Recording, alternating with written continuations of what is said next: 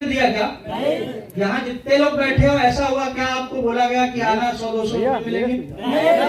किस लिए आया हो मुझे बताओ?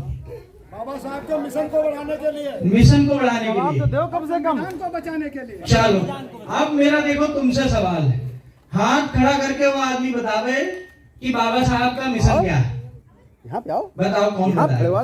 अरे खड़ा करो हाथ, किसी को फोर्स नहीं, जो अपने आप खड़ा करो। बताओ बाबा साहब का मिशन क्या है जिसको तुम बढ़ाने आए हो? कोई है ऐसा पूरी भीड़ में जो हाथ खड़ा करके बताएगा बाबा साहब का मिशन क्या? चलो ये तो पत्रकार है, पढ़ने लिखने वाले लोग, इनसे हम पूछेंगे भी नहीं। और बताओ, आप बताओ। आप देखो बहुत शांति हो गई ना, कहीं शोर नहीं आया। दिक्कत यहाँ है, मैं आपसे कहना यही चाह रहा हूं कि भेड़ मत बनो। भेड़ को देखा ना, एक भेड़ जिधर चढ़ देती है सारी भेड़ उधर ही चलती। बस आ गए। भेड़ मत बनो। आप नारे लगा रहे थे, मैं वहां मंच गाड़ी से सुन रहा था, बाबा साहब का मिशन अधूरा। एक रुमाल दे दो, एक रुमाल दे दो।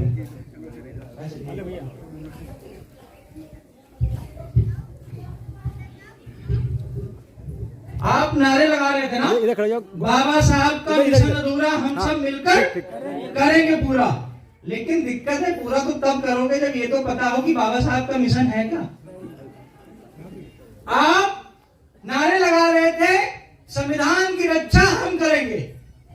कितने लोग ऐसे हैं जिन्होंने पूरा संविधान पढ़ रखा? हाथ खड़ा करो। अब मैं पूछ लूंगा, ध्यान रखना, हाथ खड़ा करोगे तो। आप बताओ, जिसकी तुम रक्षा करने जा रहे हो, तुमको ये भी तो पता होना चाहिए उसमें है क्या। नहीं पता होना चाहिए? ये देखो शर्म की बात नहीं, लेकिन आपको आने वाले भविष्य की, मैंने कहा आपसे, मैं चाहता अब तक तुमको 2-4 बढ़िया सी लाइनें सुनाता जोरदार वाली, और मरने मारने की बातें करता, तुम बहुत खुश हो जाते। लेकिन तुम्हारा भविष्य खराब हो जाएगा। मैं डॉक्टरेट हूँ, PhD किया हूँ, मेरा दर्द समझो आप कि आज मैं इस संगठन में हूं तो क्यों हूं। तुम्हारी लड़ाई किसी जाति से नहीं है। मैंने 1-2 साथियों को बीच में डांटा, गलत नारे लगा रहे। हमने भी डांटा। आपकी लड़ाई किसी जाति से नहीं है। आपकी लड़ाई किसी को मारने की नहीं है, पीटने की नहीं है। आपकी जाति है, आपकी लड़ाई है क्या, ये बताओ। क्या है लड़ाई? आपकी लड़ाई है अपने हक अधिकार पाने की, है कि नहीं? कि जैसे मुझ जैसा युवा जो इस देश में डॉक्टरेट की डिग्री कर ले, PhD कर ले, उसके बाद अगर वो बेरोजगार हुआ, और ये बेरोजगार नहीं, देखो फिर मैं पूछूंगा आपसे सवाल, ये सवाल शायद आपको कहीं किसी ने नहीं पूछा हो। हाथ खड़ा करके बताओ कि बेरोजगारी की परिभाषा क्या है। बताओ साहब, आप ऐसे ही बताओ। माइक नहीं। बहुजन समाज के ऐसे लोग जिन्हें डॉक्टर बाबा साहब अम्बेडकर ने पूना पैक्ट के जरिए, आप बेरोजगार की भाषा बताओ, परिभाषा बताओ। बेरोजगार वो है जो पढ़े लिखे ग्रेजुएट हो गया, हाई स्कूल इंटर हो गया, उसके बावजूद भी भारत के जो संसाधन है, भारत की जो बड़ी बड़ी कंपनियां हैं, उसमें आपको भागीदारी नहीं मिली। उस भागीदारी की वजह से आप अपने परिवार को, अपना भरण पोषण, आने वाली पीढ़ी का सही तरीके से पालन पोषण नहीं कर पाते। बहुत बहुत धन्यवाद। रुक जाओ साहब, अब देखो इन्होंने बात बताई, इन्होंने कम से कम हौसला किया। आप तो ये भी ना बता पाए कि बेरोजगार है क्या। तो किस चीज की लड़ाई लड़ रहे हो? किस लिए तख्ती निकाल के रैलियों में हम जा रहे हैं कि बेरोजगारी? मैं बताता हूं आपको बेरोजगारी की सही परिभाषा क्या है। और जब समाज के बीच में अगली बार जाना, देखो तुम 100 हो, लेकिन मेरा हौसला कम नहीं हुआ क्या? नहीं ना। मैंने कहा अगर तुम 10 भी होते तब भी हम ऐसे ही बोल रहे होते, और मेरा यही हौसला होता। क्योंकि शुरुआत जब होती है ना तो 100 से नहीं होती, शुरुआत हमेशा 1 से होती है। और हम ये मान के चल रहे हैं कि आज 100-200 हो, मना करो, आने वाला बंद कर दो भाई, ये खाने पीने का यहाँ इंतजाम अभी मत करो, अबे डिस्टर्ब हो जाएंगे, रुक जाओ। दिक्कत तो आप सबकी यही है कि ये बहुजन समाज को आपने भोजन समाज बना के रख दिया है। इसको पूड़ी और समोसे के लालच में निर्धनता की ओर ले आए। अगर ये समाज के ये लोग, आज आप लोग एक दिन अगर भूखे नहीं रह सकते तो आप क्या समाज का भला करोगे? बताओ। बिल्कुल सही कहा। कर पाओगे क्या? नहीं। मैं बाबा साहब की सौगंध, संविधान की सौगंध खा के कहता हूँ, सुबह से और अभी तक सिर्फ मात्र एक केला गाड़ी में मुझे सुनील जी ने खिलाया था, एक केला गाड़ी। ठीक, लेकिन अगर तुम अभी और 10 घंटा यहाँ बैठोगे, मैं आपके बीच में ऐसे ही बोलता रहूंगा। भोजन नहीं साहब, जो खोया है वो चाहिए। मैं क्या बात कर रहा था? बेरोजगारी की। बेरोजगारी देखो, समझो, क्योंकि जब जाओगे गांव में, बाबा साहब का मिशन, लोग आपसे सवाल, कोई पढ़ा लिखा मिल जाएगा, भले वो समझ समाज का हो, वो आपसे कह देगा कि बताओ तो कि क्या समझाना इनको चाहते हो, तो आप क्या समझाओगे? खाली जय भीम जय भीम जय भीम? नहीं। बेरोजगार वो व्यक्ति है जिस व्यक्ति को उसकी क्षमता के अनुसार रोजगार ना मिले। समझे? कि जैसे ऐसे समझो आप कि हमने पीएचडी कर ली, आपके हरदोई में कोई ऐसा पान वाला जरूर होगा जो कम से कम 500 रुपए 1000 रुपए डेली कमा लेता होगा। नहीं कमा लेता होगा? कमाता होगा ना। कोई ऐसा भी व्यक्ति होगा जो ऑटो रिक्शा चलाता है, वो भी 1000 रुपए कमा लेता होगा। नहीं कमाता होगा? 1000 रुपए के हिसाब से एक महीने में कितना हुआ? 30,000। 30,000 कम होता है क्या? कम होता है। तो कमा तो पैसा वो भी ले रहा है, तो क्या वो रोजगार है कि बेरोजगार? रोजगार। नहीं समझे आप? अब मैं बता रहा हूं, जिस व्यक्ति को उसकी क्षमता के अनुसार रोजगार ना मिले वो व्यक्ति बेरोजगार होता है। जैसे कि हम पीएचडी हैं और अगर हम ऑटो चलाएं और 1000 क्या मगर 1500 रुपए भी डेली पैदा करें, तब भी हम क्या कहलाएंगे? बेरोजगार। ठीक? क्योंकि हमारी क्षमता कुछ और थी। आपने इंजीनियरिंग कर ली, बीटेक कर लिया, एमटेक कर लिया और आके आप यहाँ प्राइवेट स्कूल में पढ़ा रहे हो, 15,000 की नौकरी कर रहे हो, आप क्या रोजगार हो? नहीं ना, बेरोजगार। इसका मतलब जो आपकी क्षमता है उसके अनुसार आपको रोजगार मिलना चाहिए था, है कि नहीं? अब कोई ऐसा आदमी है जो ये मकान बनाने का काम करता है और मान लो भाई मिस्त्री को मेरे हिसाब से 500 रुपया दिहाड़ी मिलता है और जो लेबर उसी के साथ काम करता है उसको कितना मिलता है? 300 250, है कि नहीं? तो आपने उसकी क्षमता के अनुसार ही तो तय किया कि किसको 500 दोगे और किसको 250 दोगे। क्षमता के अनुसार तय किया ना, काम तो दोनों ही कर रहे दिन भर। देखो आप गरीब क्यों हो, हम गरीब क्यों हैं? क्योंकि हम अपनी क्षमता नहीं जान पा रहे। ये सत्यता है। और मैं तुम्हारे बीच में सिर्फ ये बताने आया, ये नहीं बताने आया कि उठाओ तलवार, खींच दो मैन, ठीक, उतरो रोड पर। गलत।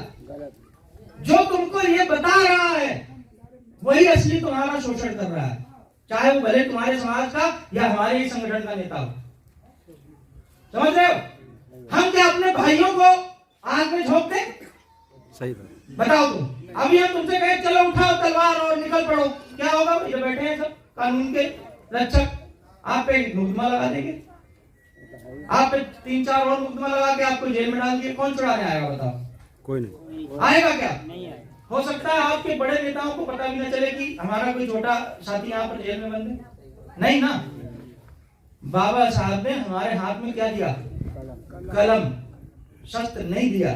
चाहते तो बाबा साहब के अनुयायी इस देश में इतने थे कि अगर वो एक आह्वान कर देते कि उठा लो शस्त्र, तो पता नहीं इस देश में क्या होता। लेकिन क्या उन्होंने कहा? नहीं। मानवर काशीराम साहब ने गांव-गांव जाकर लोगों को जगाया। आज भी जो बुजुर्ग लोग बैठे होंगे उनके दिलों और दिमाग में मानवर काशीराम साहब की एक छाप है कि नहीं दादा? लेकिन उन्होंने कभी कहा क्या? नहीं कहा ना। तो आप बाबा साहब को मानने वाले, आप काशीराम साहब को मानने वाले लोग, आपकी लड़ाई किसी को मारने काटने की नहीं है, बल्कि काहे की है? अपने आप को मजबूत करने की। और यकीन मानो जिस दिन तुम मजबूत हो गए ना, उस दिन तुमको किसी की लड़ने की जरूरत नहीं पड़ेगी। बताओ लड़ने की जरूरत पड़ेगी? सुरक्षा उसकी की जाती है जो कमजोर होता है। कभी तुमने देखा कि पुलिस की सुरक्षा में कोई दूसरी चीज तैनात हो? बताओ। नहीं। हमेशा कमजोर की सुरक्षा की जरूरत पड़ती है आपको। अगर आप ये सोचते हो कि आपकी रक्षा कोई करेगा, इसका मतलब आप कमजोर हो। क्या हो कमजोर तुम? बताओ। कमजोर हो? हमारे बाप दादाओं ने इन्हीं हाथों से जानवरों की खाले गाड़ी नहीं गाड़ी उतारी है उतारी है। नहीं, अगर तुमको पता आज तुम सूट बूट पहन ले रहे, आज हम बढ़िया कुर्ता पहन ले रहे, घर पे बैठ कर पूछना अपने बाप दादाओं से। अगर ना आपके यहाँ दादा हो तो पड़ोस के किसी दादा से पूछना। हमारे आपके पूर्वजों ने जानवर की खाल उतारने का काम, जूता बनाने का काम, ये सब किया है। कपड़ा धोने का काम, गटर साफ करने का काम किया है ये किया है। तुम क्या चाहते हो कि आने वाले समय में हम तुम भी यही करें? नहीं, बताओ ना, यही चाहते हो क्या? कैसे बनोगे नवाब? लड़ाई लड़के? शिक्षा एकमात्र रास्ता है। और जिस दिन तुम शिक्षित हो गए ना, जिस दिन तुम्हारे अंदर सवाल जवाब देने और पूछने की कला आ गई, उस दिन कोई माई का लाल ऐसा नहीं, चाहे कितनी भी बड़ी कुर्सी पर बैठा हो, तुम्हारे सामने नहीं टेकेगा। बताओ गलत कह रहा हूं? तो कैसे बदलेगा ये? खाली 250 रुपए की 300 रुपए की मजदूरी करके और परिवार चला लेने से मात्र बदल जाएगा क्या? इसके लिए आपको बदलाव लाना पड़ेगा। जो लोग ये कहते हैं कि भीम आर्मी खाली रोडों पर आकर चिल्लाती है, उपद्रव करने का काम करती है, उनके दिमाग में कीड़ा है। मैं आपको भी बताऊं, वो वाली भीम आर्मी की परिभाषा मत डालना अपने दिमाग में। आज आपको पता नहीं, मैं उत्तर प्रदेश का प्रदेश अध्यक्ष हूं, उसके नाते आपको बता रहा हूं, पूरे प्रदेश में कम से कम 2500 भीम आर्मी पाठशालाएं चल रही। बिल्कुल 2500 भीम आर्मी पाठशालाएं चल रही। और हमने अभी मीटिंग लखनऊ में जो लोग आए थे, यहाँ से गए थे कुछ लोग, गए थे। हमने क्या वादा किया था राष्ट्रीय अध्यक्ष जी से कि आने वाले 3 महीने या 6 महीने में इस टारगेट को 10,000 पूरा करेंगे।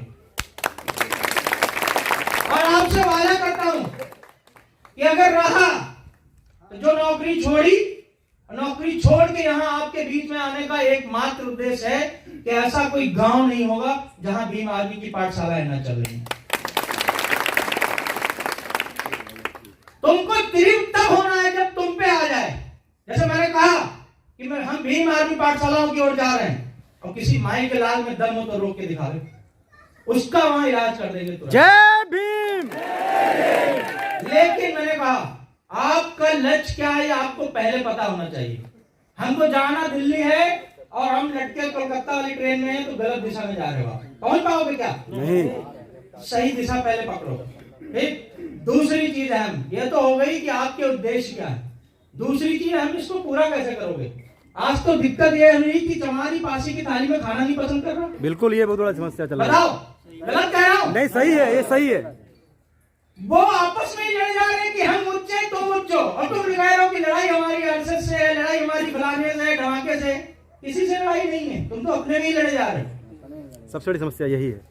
7,643 जातियों में बटे हुए हो, और तुमको इसलिए बांटा गया कि तुम एक ना हो पाओ।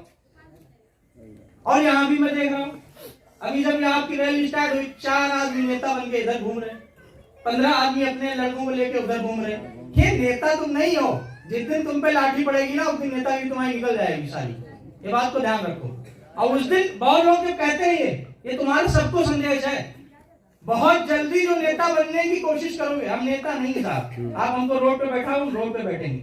अगर हम ऐसे होते तुमको रोड पे ना बैठाते, क्योंकि यही है हमारी। ये जो कुर्सी बैठे हो किराए की लाए हो कि तुम्हारी है? बताओ। किराए की। किराए की ना, 5 रुपए तो लिया ही होगा एक कुर्सी को जी। आएगा अभी शाम टाइम वसूलने, अगर पैसा नहीं दिएगा तो घर का टकट भी उठा ले जाएगा। किराए की कुर्सी है। जिस दिन तुमने इस कुर्सी का लालच नहीं किया, मैंने कहा कि बैठ जाओ, मतलब तुम बैठ गए, इसका मतलब तुम इस कुर्सी के भरोसे नहीं हो। ये कुर्सी हमारी नहीं है यार। हमारी कुर्सी कौन सी है? मुख्यमंत्री की कुर्सी है। हमारी कुर्सी कौन है? प्रधानमंत्री की कुर्सी। जिस दिन तुम्हारे समाज का आदमी वहां बैठेगा, सच्चा समाज का आदमी, बिकाऊ नहीं, उस दिन आपको एक प्लास्टिक की खरीदनी नहीं पड़ेगी। आपको कोई जात सूचक गाली नहीं देगा। जो आप कहते हो ना कि भैया 5 लोग आए और गरिया के चले गए, आपको जिस दिन घर में एक अधिकारी हो आपके गरिया के चला जाएगा? नहीं। बताओ तुम पहले। नहीं बोलो तो कब से। हम लोग कहते हैं कि आईएएस बन जाओ, पीसीएस बन जाओ, हम कहते पीसीएस छोड़ो, तुम कांस्टेबल काली बन जाओ। गरियाएगा कोई? नहीं। उसको भी पता है कि इसके हाथ में 3 फुट का डंडा है, ठीक? नहीं गरियाएगा। दिक्कत ये है जब उसको पता है ये मजदूर है और इसको हम गरियाएंगे, 3 दिन थाने का चक्कर लगाएगा, 6 दिन कोर्ट के चक्कर लगाएगा, तो इसके घर में रोटी दिक्कत होने लगेगी, तो फिर 7वें दिन वहां सरेंडर कर देगा, फिर अपने काम पे जुट जाएगा। तो इसको पहले पीटो। सही बात। जरूरत बना के देखो एक बार। हम तो कह रहे हैं, आप हमारे बड़गल का जिला है, मालूम कर लो। 4700 श्रवण वोटों में मात्र 32 लोगों का अकेला मकान है मेरा। 32 लोगों का। कभी मजाल हो, पहली बात तो ऐसी स्थिति नहीं पैदा होती, राजनीति भी कर रहे हैं, सब कुछ है, उनका भी वोट मिलता है। भाई तुम अपने अंदर लीडरशिप तो पैदा करो।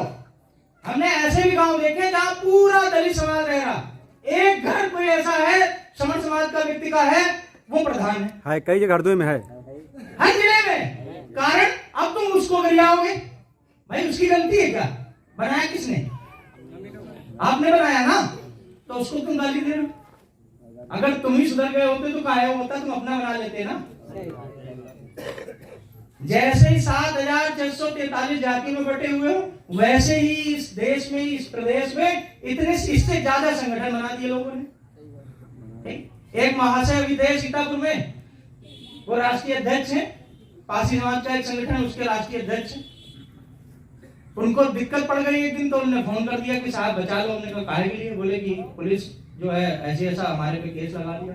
तो हमने कहा आप तो राष्ट्रीय अध्यक्ष हो और हम प्रदेश अध्यक्ष हैं, आप बड़े कि हम? तो उन्होंने बोले बड़े तो हैं लेकिन हमारे साथ कोई है ही नहीं। तो हमने कहा फिर राष्ट्रीय अध्यक्ष काहे के? सही है। मैं फिर आपको भी कह रहा हूँ, जिला अध्यक्ष, ब्लॉक अध्यक्ष, तहसील अध्यक्ष, ये नहीं बनना है। ठीक, इससे भला हो जाएगा कुछ क्या? जाओ बसपा में मिलो, बहुत सारे लोग तुम्हारे गांव में मिल जाएंगे, सेक्टर प्रभारी, जोन इंचार्ज, खूब मिलेंगे, खूब बस से रैलियां भर की इन्होंने लखनऊ भेजी। आज भी देख लो जाके, घर में लाइट नहीं होगी। उनका नहीं भला हो पाया, तुम्हारा भी नहीं। मैं देखो बहुत कड़वा हूँ, नहीं सही बात। ठीक, मैं आपको तहसील अध्यक्ष नहीं बनाने आया और ना बनने आया हूं। मैं आज इस पोजीशन पे इसलिए हूं क्योंकि भाई चंद्रशेखर आजाद जी ने सोचा शायद पढ़ा लिखा लड़का होगा तो कुछ नया बदलाव लाएगा। मैं ऐसे नारों के बहुत खिलाफ रहता हूं जो समाज में जो है दुर्व्यवहार पैदा करे। अगर कोई दूसरी जाति का है व्यक्ति और उसकी अगर विचारधारा आपकी विचारधारा से मेल खाती है, इसका मतलब क्या वो बुरा? नहीं बुरा है ना। आपकी लड़ाई किस चीज से है? विचारधारा की। विचारधारा की। जो इस विचारधारा के खिलाफ है वो खिलाफ। देखो बाबा साहब ने कहा कि किसी भी देश का संविधान हो, अच्छा और बुरा संविधान नहीं होता। संविधान हमेशा अच्छा ही होता है। बुरा क्या होता है? उसको चलाने वाले लोग। अगर ये संविधान गलत हाथों में लग गया तो आपकी बर्बादी। और यही है, अगर संविधान सही हाथों में है तो सब कुछ सही होगा। हमारा देखो, पूछोगे आप सवाल कि साहब फिर उद्देश्य क्या है आपका? उद्देश्य ये है कि जिनके पास गाड़ी है उनके पास तो गाड़ी रहेगी, उनकी तो सब कुछ सुन लेगा, लेकिन तुम्हारी कौन सुनेगा? 300 रुपए मजदूरी करने वाली की कौन सुनेगा बताओ? एक जिले की बात बताओ, मैं वहां के एसएसपी थे, बड़े सज्जन व्यक्ति हैं। जब उनसे मेरी एक बार मुलाकात हुई तो वो बहुत सपोर्ट करते थे। तो मैंने उनसे पूछा कि साहब आपकी बड़ी तारीफ सुनी, आप गरीबों की बड़ी मदद करते हो, कोई केस कुछ लेके आया था आप तुरंत FIR करते हो, अगर किसी एसएचओ ने मना भी कर दिया तब भी वो करवा देते थे। तो उन्होंने एक बात मुझसे कही, मैं आपसे भी बात बताना चाहता हूँ। वो बोले देखो, जो पैसे वाला है वो तो ले दे के करवा लेगा, जिसकी राजनीति में पहुंच है वो विधायक और सांसद से फोन करके करवा लेगा, लेकिन इस गरीब आदमी का कौन है? तो जब तक इस कुर्सी पे बैठा हूं तब तक इनका भला करता रहूंगा, क्योंकि इस कुर्सी के बाद उन्होंने मुझसे कहा क्योंकि इस कुर्सी के बाद भी मुझे भी रिटायर होना है। तो कहीं ऐसा ना हो कि जब मैं रिटायर हूं तो मैं कोर्ट कचहरी की चक्कर काटूं। बहुत सही।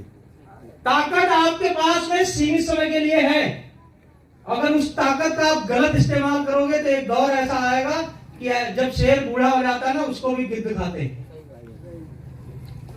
तो उनको समझाओ जिनको ऐसा लगता है कि हम बहुत ताकतवर हैं, तुम्हारा शोषण करेंगे, तो करो गलत फहमी मत हो। वही दिखाना उनको तालाब सूखता हुआ, जब वही तालाब भरा होता है तो मछलियां चींटियों को खाती, और जब तालाब सूख जाता है वही चींटियां भी मछलियों को खाती। बहुत से। अपने कद को बढ़ा लो, लड़ाई नहीं करना है, ठीक? अपने कद को बढ़ाओ, इतना कद को बढ़ाओ कि आपसे लड़ने के लिए किसी आदमी को 4 बार सोचना पड़े। संगठन को तितर बितर मत करो।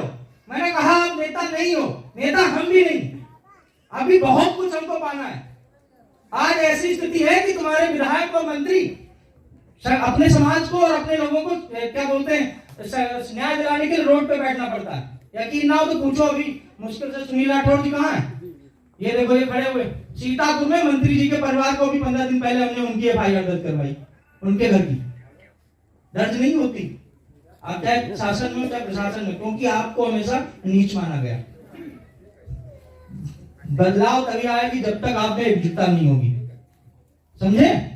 तो रोटी बेटी का रिश्ता बांधो, खाली ऐसे कहने से कि हम बहुजन हम बहुजन हम बहुजन नहीं होगा। अगर एक बार अभी बोल दिया ना कि चमार की बेटी धोबी की वहां बहनी है तो मुंह बन जाएगा तुम्हारे माँ बाप का। और बात कर रहे हैं समाज को एकजुट करने की, ये बड़ी समस्या है, समझे? लड़का ब्याह आएगा तो दिक्कत नहीं, अपनी बेटी देने में दिक्कत है। तो मैंने कहा इसलिए रोटी बेटी का रिश्ता जब मान लोगे तो ये जो तुम्हारी 7,000 7,500 जातियां हैं ये सब एकजुट हो जाएंगी, नहीं होंगी, जरा देर में हो जाएंगी। अगर हमारी बहन तुम्हारे घर में चली जाए तुम किसी भी जाति को, तो हमारा तुमसे रिश्ता अच्छा रहेगा कि नहीं रहेगा? तोड़ो इसको, कोशिश करो तोड़ने की, और धरातल को समझो, खाली झंडा लहराने से कुछ नहीं होगा साहब। अगली बार जब हम आएंगे तो इस ताकत को अगर 2 गुना करोगे तभी अच्छा है, आपके लिए कष्टदायी है। देखो हमको अगर नेता बनना हो, आज डंके की चोट के पहले जहां के रहने वाले हैं बताओ, आने वाले 5 साल बाद 10 साल बाद वहां से लड़ लेंगे, विधायक बन जाएंगे। लेकिन मैं विधायक बनना चाहता हूं, कुत्ता नहीं बनना चाहता। मैं नहीं चाहता कि मैं वहां जाऊं और कुत्ते के जैसे बैठूं कि अकेला और दो अकेला हूं। मैं चाहता हूं कि जब नजर दौड़ाऊं तो इधर भी मेरा भाई बैठा मिले, इधर भी बैठा मिले, और सामने जो सिंहासन बैठा वो भी अपना ही। ये दौड़ लाना चाहते। किसी ने मुझसे, आखिरी बात कह रहा हूं, किसी ने मुझसे कहा कि बहुत आप दौड़ते हो, आप देखते हो मेरे सोशल मीडिया पे, मैं आज हरदोई में हूँ, कल धामपुर नगीने में रहूंगा, ठीक, परसों कहीं और। तो बोले कि क्या विचार है, सांसद बनना है विधायकी लड़ोगे? तो मैंने कहा देखो विधायकी तो नहीं लड़ना चाहता, लेकिन हाँ इतना जरूर करना चाहता हूं, इतना शक्तिशाली बनना चाहता हूं कि जिस जिले में हाथ रख दूं उस जिले में जो भी विधायकी लड़े बिना मेरे आशीर्वाद के नहीं लड़ पावे। देखो राजा बड़ा नहीं होता, राजा को बनाने वाले लोग बड़े होते हैं। आपके अंदर में यह भावना रहेगी कि अगला इलेक्शन आएगा हम लड़ेंगे, आपके साथ कोई नहीं जुड़ेगा। आप कोशिश करो, मेरी ये है कि ये जो खड़े हैं मेरे लोग, इनमें से मैं किसी को आगे आने वाले भविष्य में नेता बना सकूं, यह है मेरी ख्वाहिश। खुद बनने की नहीं, खुद होती तो अब तक मैं आपसे कहता ना कि अगली बार आऊंगा तो वोट के लिए कहूंगा। वोट नहीं चाहिए, साथ चाहिए, समझे ना? वोट चाहिए ना, आपसे कहते आप खून दो मैं तुमको आजादी दूंगा, क्या है? सिर्फ साथ चाहिए आपका। बहुत मेहनत की आप लोगों ने, जिलाध्यक्ष जी हमारे बहुत पुराने साथी हैं, इनको टीम की जरूरत है आप सबसे, और मैं सिफारिश करके लाऊंगा कि इनको जब बल दोगे तो आपको भी बल मिलेगा। ये हमारे प्रभारी जी पुराने साथी हैं, इस समय थोड़ा ये व्यस्त हैं, मैं इनसे भी निवेदन करूंगा कि समय दें। शैलेश जी आपने बड़ी मेहनत की, आपने निवेदन किया कि भैया एक बार जरूर यहाँ आओ, मैंने कहा जरूर आऊंगा, आपका वादा पूरा। ये अमरीश छोटा भाई मेरा, मैं तब से देख रहा था, नीचे रोड पे उतर के एक बार भी गाड़ी पे नहीं चढ़ा, रोड पे लोगों को बराबर बराबर आगे पीछे। आप सब मेरे छोटे भाई, ये पत्रकार साहब, इनका 1 मिनट भी इन्होंने जो है अपनी फोटो कहीं ऐसे खींचोगे तो खींचोगे, बराबर लोगों को व्यवस्थित करते रहे, ये भी देखते रहे कि कहीं ट्रैफिक में कोई दिक्कत ना हो। तो ऐसे लोगों को आपको जो है आगे उठाना है। आप जैसे भाइयों को जो झंडा लहरा रहे, जो नारे लगा रहे, आप जब सब मेरे भाई हो, आप सबको बनाना। इंतजार मत करो कि सामने वाले घर की जब इज्जत लूट रही होगी तो तुम जो है बैठ के मुस्कुरा रहे होगे, तो तुम्हारे घर में जब आएगा तो सामने वाला भी मुस्कुराएगा, समझे? साथ देने की जरूरत है एक दूसरे की। हर जगह दिक्कत है साहब, आपको लगता होगा ये पीछे साथी बैठे पुलिस वाले, इनमें भी दिक्कत है, इनमें भी थाना जो दिया जाता है ना, चौकी दी जाती, जात की देख कर दी जाती, पूछ लेना तुम्हारे जो जानने वाले हो। हर डिपार्टमेंट, मेरे साथ जो प्रोफेसर है, मेरे साथ के जो पढ़े हुए लड़के क्लास 1 के अधिकारी, एक तो अभी जो सीतापुर में एसपी साहब थे वो बदल के वहां गए बरेली, मेरी बैचमेट थी, उसी के बैच के थे, नवोदय की पढ़ी हुई। आईएएस है मेरे साथ के लोग, लेकिन वो भी कहते हैं कि सुकून नहीं मिलता साहब, जब आपकी सरकार होगी तभी सुकून मिलेगा। आप देखो, एक आईएएस ऑफिसर हो, एक आईपीएस ऑफिसर हो, एक बार सरकार के खिलाफ बोल दे, अगले दिन तबादला हो जाएगा कि नहीं? हो जाएगा। बरेली के एसपी का देखा आपने क्या हुआ? हाँ। कांवड़ियों पे उन्होंने लाठीचार्ज कर दिया, अगले दिन तुरंत बिठा दिए गए। तो जब कप्तान नहीं सुरक्षित तो तुम क्या चीज? तुमको तो चूहा समझ रहे हो। कोई नहीं सुरक्षित है, खाली भ्रम है। अगर हमारे पास फॉर्चुनर हो गई तो हमको लगता है कि हम सुरक्षित है, नहीं, तुम्हारी भी फॉर्चुनर जला दी जाएगी जब उनके रोड़े में आओगे आप, समझे? बहुत बहुत धन्यवाद आप सबका। अगली बार फिर मुलाकात होगी आप सब साथियों का, जिनसे नहीं मिल पाया, जिनसे अच्छे से रूबरू होना चाहता हूं कि जब अगली बार कहीं कार्यक्रम हो एक जगह पे और बहुत दौड़ाओ मत, भले ही शहर में अम्बेडकर पार्क में रख लो। ये पुलिस भाइयों को भी दिक्कत ना हो, इन्होंने बड़ा साथ दिया साहब, आप सबका भी बहुत बहुत धन्यवाद। मुझे ऐसा लगता है कि जहां यहाँ जो आला अधिकारी होंगे, कम जिलों में ऐसे आला अधिकारी होंगे, क्योंकि मैंने जो देखा वहां से यहाँ तक चकाचौंध हर जगह ये लोग मुस्तैदी थे। आपका बहुत बहुत साहब धन्यवाद। आप अपनी नौकरी कर रहे हैं, मुझे मालूम है। देखो मैंने आपसे बताया हम शासन में नहीं है, तो ये भी अपने दिमाग से एक भ्रम निकालो कि आपके फोन पे हर एक चीज हो जाएगी, हर चीज के लिए लड़ना पड़ेगा आपको। यहाँ तो रोटी के लिए लड़ रहे हो, नहीं लड़ते। ये जो आप दिहाड़ी कर रहे हो, रोटी की लड़ाई ही तो है कि नहीं? और हम क्या कर रहे हैं, हम आज आपके यहाँ खाना खाएंगे, कल कहीं किसी और के खाना खाएंगे, तो है तो हम भी भिखारी नहीं है? तो हमारी तुम्हारी क्या औकात है? बदलो, एक वक्त की रोटी कम खाना, आखिरी बात, एक वक्त की रोटी कम खाना, उपवास रख लेना, लेकिन अपने बच्चों को अशिक्षित मत होने देना। सब बदल जाएगा, आप करके देखो। सिर्फ एक पीढ़ी अगर आपने पढ़ा ली, फिर आप कम से कम 2-3 पीढ़ियां ऐसे ही निकल जाएंगी। कुछ नहीं, ताकत बहुत होती है शिक्षा में। ऐसे नहीं, मैंने कहा बाबा साहब मूर्ख नहीं थे, मूर्ख होते तो कुछ और देके जाते आपको। संविधान आपका वस्त्र है और कलम आपका शस्त्र है, इस बात को नोट कर लो, ठीक? इसी दोनों चीजों को अगर अपने घर में रखोगे, इन्हीं दोनों की चीजों को अगर आपने अपना लिया तो सब बदलेगा। जय भीम, जय भारत, जय संविधान। सर एक बात और कह दीजिए भाई, खड़े रहिए। 80 में तमाम जातियां ऐसी हैं, खासकर चमार, पासी, धोबी, धानुक, ये एक दूसरे को ऊंचा नीचे मारने। प्लीज सर इनके लिए और कह दीजिए, क्योंकि ये आपस में बहुत लड़ रहे हैं। मेरे कहने से अगर बदलते तो अब तक तो मैं प्रदेश बदल चुका होता। हर जिला में घूम चुका, आपके जिले में मैं कम से कम शायद 5वीं-6वीं बार आया, है ना? मेरे कहने से आप बदलोगे नहीं, मुझे पता है, लेकिन आप कह लो, आप बदलोगे कब? जब आप अंदर खुद अपने झांक के देखोगे, ठीक? मत तोड़ो। मेरे मूल निवासी, मेरे भाइयों, मेरे खून के मेरे भाइयों, जो आप जाति की लड़ाई लड़ रहे हो कि चमार कह रहा कि मैं पासी बढ़ाऊं, पासी कह रहा मैं धोबी बढ़ाऊं, धोबी कह रहा मैं धानुक से बढ़ाऊं। साथियों, आपकी ये लड़ाई नहीं है, लड़ाई आपकी हक और अधिकार की है। हम बताओ, आप लोगों के यहाँ काम कर लें, आपके पैर छू लें, अगर आप इस लड़ाई को खत्म कर दो और ये जातीय लड़ाई है, ये एकजुट हो जाओ। पासी अलग नहीं, पासी हमारा खून का भाई है, धोबी हमारा खून का भाई है, चमार भी हमारा खून का भाई है, धानुक भी हमारा खून का भाई है, वाल्मीकि भी हमारा खून का भाई है। जब उसे दर्द होगा तो दर्द हमें भी होगा। तो साथियों, लड़ाई बंद करिए, ये हमारी भ्रम निवेदना है। साथियों, मैं यही हरदोई में एडवोकेट भी हूँ, वकालत करता हूँ, लेकिन आपकी सेवा में देखिए ये न्यूज चैनल भी चला रहा हूँ। ऐसा नहीं है, ये वकालत जो मुझे मिली है ये डॉक्टर बाबा साहब भीमराव अम्बेडकर के संविधान से मिली है, क्योंकि एक धोबी का बच्चा आज वकील बन गया है, ये बाबा साहब के संविधान से बना है। साथियों, वरना हमारी औकात नहीं थी मैं काला कोट पहनूं। तो साथियों, जय भीम, जय संविधान। देखो वकील साहब अच्छी बात आपको बता रहे, लेकिन मैंने कहा आपको एक बात मेरी नोट करोगे, आपकी जाति क्या है? बताओ बताओ, तुम्हारी जाति क्या है? चमार। दिक्कत यहीं पे, ठीक? हमारी जाति, जिस दिन तुमसे कोई पूछे कि तुम्हारी जाति क्या है, तुम गर्व से कहना हमारी जाति भारतीय है। जी चंद्रशेखर भैया, तुम संघर्ष करो, चंद्रशेखर भैया तुम संघर्ष करो। भारतीय नहीं कहलाओगे, आने वाली अपनी संतानों के पीछे भी भारतीय लगाना शुरू करो, ठीक? सब बदल जाएगा। दूसरा, अभी यहाँ से मैं निकल रहा हूँ, पीछे गाँव में क्या, खजुराहो, वहां मैं 10 मिनट के लिए रुकूंगा।